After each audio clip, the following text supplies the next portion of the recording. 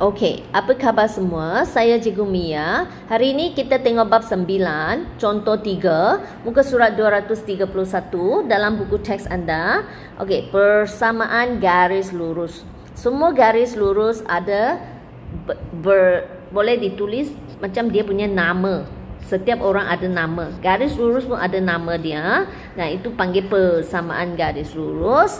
Persamaan garis lurus boleh ditulis dalam bentuk Y sama MX tambah C.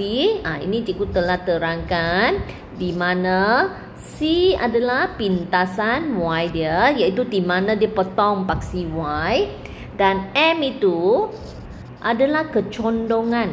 Berapa sengit garis lurus itu. Okey? So, apa maksud M? Kecerunan. Apa maksud C? Pintasan Y. Dan garis lurus boleh juga ditukar dan tulis dalam bentuk ini. X per A, Y tambah Y per B sama 1. Sini mesti 1. Yang ini, sini mesti Y. Yang penting, okey? So, di mana A itu adalah pintasan X, di mana garis lurus itu potong paksi X. B itu ialah pintasan Y, di mana dia potong paksi Y. B ini sebenarnya kalau ikut ini ialah sama dengan C lah. Okey, cuma satu huruf sahaja sebab dia tak mahu kacau dengan ini C. Kalau dalam bentuk ini dia guna C. Kalau bentuk ini dia guna B. Tapi benda yang sama. Pintasan Y. Di mana dia potong paksi Y. A adalah di mana dia potong paksi X. Okey. So, kalau dia beri anda satu persamaan, dia nak kamu tukar persamaan itu dalam bentuk ini. Lepas tu ini. Okey. So, ini persamaan ini. Alright. Nak tukar dalam bentuk ini. Di mana sini ialah 1. Mesti tukar dia jadi 1. So, sini ada 12. Bagaimana kita boleh tukar dia jadi 1? Kita semua bahagi 12. Semua. Okey? Sebab ini persamaan. Kamu tak boleh bahagi sini saja. Semua pun kena buat yang sama. Persamaan. Baru adil. So, 12 bahagi 12. Dia akan jadi 1. So, ini telah memenuhi syarat bentuk persamaan ini. Lepas tu, 3 bahagi 3 per 12. Ni 2 bahagi 3. Sini dapat 4. Ini bahagi 2. Sini bawah ialah 6. So, anda telah tukar persamaan ini dalam bentuk ini. Dan kita boleh tahu paksi 6 ini, nombor A ini ialah pintasan X. Dan nombor 4 ini adalah pintasan Y. So, kalau saya sambung satu garis lurus, maka ini adalah bentuk garis lurus itu. So, dengan tukar persamaan dalam bentuk ini, dengan cepat saya boleh lakarkan garis lurus itu. Sebab saya tahu dia punya pintasan X dan pintasan Y. Satu garis lurus, kamu hanya perlu 2 titik dan sambung bentuk satu garis. Okey? So, ini adalah gambaran garis lurus itu. Kalau anda tahu dia punya nama. Persamaan itu macam nama dia lah. Kita boleh lukis dia. Macam you tahu nama Ali, kita boleh lukis muka Ali. Begitu.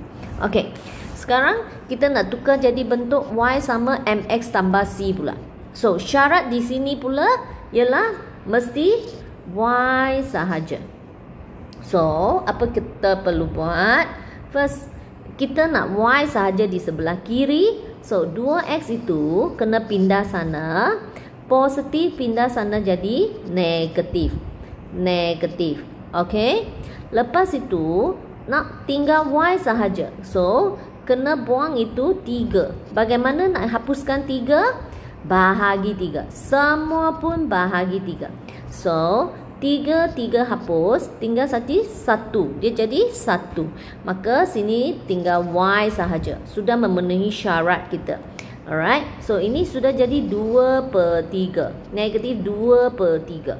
Kalau ini ringkaskan ialah 4. Tengok. Kita tahu nombor 4 ini adalah C. Apa C?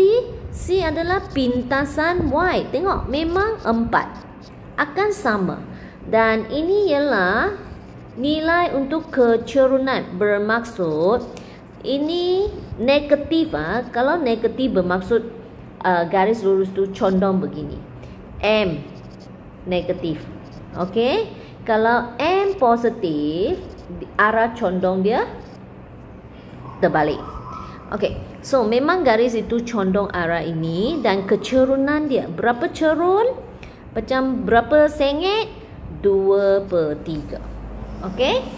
So kita boleh dapat satu gambaran yang lebih jelas mengenai satu garis kalau kita tukar dia dalam bentuk ini atau ini. Okey. Tengok sini, C adalah pintasan Y. Memang dia akan sama. You tukar dengan cara ini pun pintasan Y dia 4. Tukar kepada bentuk ini pun pintasan Y dia tetap 4. Okey, kita tengok contoh yang kedua. So, ini 15. Nak tukar jadi satu, apa kita buat? Semua bahagi 15. Okey, 15 jadi 1. Lepas itu, ini bahagi 3 dapat 5. Dan ini bahagi 5 dapat 3. So, ini you kena tengok baik-baik Kita punya formula ialah tambah. Sini ada tolak macam mana? Sebenarnya ini ialah begini. Negatif 3 sama 1. Sebab memang formula kita mesti tambah. So negatif ini untuk dia. Untuk pintasan Y itu. Maksud dia, kalau saya lakarkan dia punya garis lurus, so sudah tukar begini, maka nilai 5 ini mesti pintasan X. Negatif 3 itu pintasan Y. So dia berada di bawah. Dia berada di bawah. Okey, dia mesti berada di bawah sebab negatif 3 Y. Dia ialah negatif 3. Ini 5. So kalau saya sambung, maka saya dapat garis lurus ini. Okey. So ini adalah gambaran garis lurus itu. Setelah anda tukar nama dia dalam bentuk ini, kita boleh lakarkan graf itu bagi garis lurus ini dengan cepat. Sebab kita tahu pintasan Y, pintasan X. Kita juga tahu pintasan Y. So kita sambung 2 titik, kita ada satu garis lurus. Okey. Alright, so sekarang anda dikendaki tukar jadi bentuk Y sama MX tambah C pula.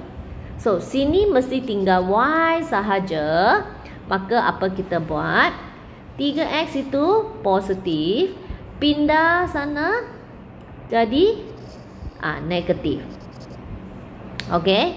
Tapi sini Y tak mau ada negatif 5. Apa kita buat? Paling senang bahagi negatif 5. Sebab negatif-negatif dia jadi hilang. Negatif 5. Bahagi negatif 5 jadi 1. So, semua pun bahagi negatif 5. Bahagi negatif 5. So, tengok negatif-negatif dia jadi positif. So, ini 3/5. Ini positif-negatif ialah negatif. So, apa itu gambaran yang kita boleh dapat dari sini? Memang kalau ikut formula Y sama MX tambah C, ini adalah pintasan Y dia. Pintasan Y dia ialah negatif 3. Memang dia mesti sama dengan negatif 3. Tak kisah kamu tukar jadi bentuk ini ke, bentuk ini ke, garis itu seharusnya sama. Lakaran dia akan jadi sama. So, negatif 5. Dan dia punya kecerunan berapa sengit?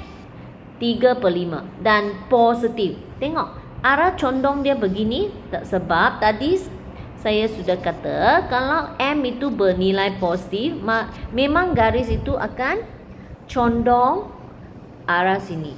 Kalau M positif. Kalau nilai kecerunan dia negatif, memang garis itu akan condong begini. Sebab bila anda sambung, automatically pun dia akan condong begini. Sebab ini anda sambung itu dua pintasan pun anda dapat dia condong dia ke arah sini sebab M dia positif. Okey.